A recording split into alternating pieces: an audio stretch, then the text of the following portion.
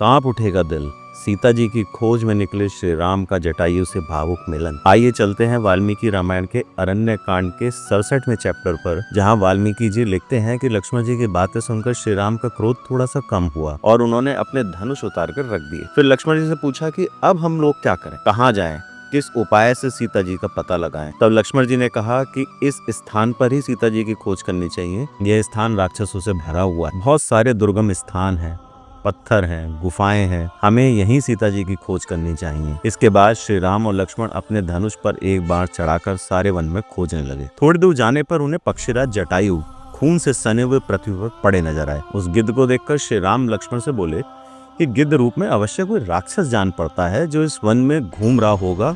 इसी ने सीता जी को खा लिया होगा और सीता को खाकर यह यहाँ पर आराम कर रहा है। मैं अभी बाणों से इसे मार डालूंगा। जैसे ही श्री राम ने धनुष पर बाण चढ़ाया, जटायु जी बहुत दीन अवस्था में श्री राम की तरफ देखते हुए बोले, इस महान वन में जिस औषधि के समान सीता को ढूंढ रहे हो, वह देवी और मेरे इन प्राणों को रावण ने हर लिया। तुम्हारे और लक्ष्मण के न रहने पर रावण आया था और देवी सीता को हर कर ले जाने लगा। जब मैंने देखा, मैंने रावण से युद्ध किया और ये सारथी, ये घोड़े, ये सब मेरे ही मारे हुए हैं।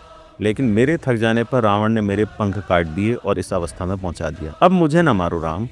श्री राम ने जैसे ही पूरी बात सुनी, उन्होंने धनुष फेंक दिया और वह जटायु से गले लगकर जोर जोर से रोने लगे और लक्ष्मण से बोले कि मेरा दुर्भाग्य तो देखो लक्ष्मण, पहले वनवास मिला, फिर पिताजी की मृत्यु हुई, सीता का अपहरण हुआ, अब जो ये सहायक के रूप में पक्षीराज जटायु मुझे मिले थे, यह भी मर रहे हैं। मेरा दुर्भाग्य तो ऐसा है कि अग्नि को भी जलाकर भस्म कर सकता हूँ। मैं अगर सागर में तैरने लगूं तो मेरे दुर्भाग्य से समुद्र भी सूख जाएगा। मेरे जैसा दुर्भाग्यशाली कोई इस धरती पर नहीं है।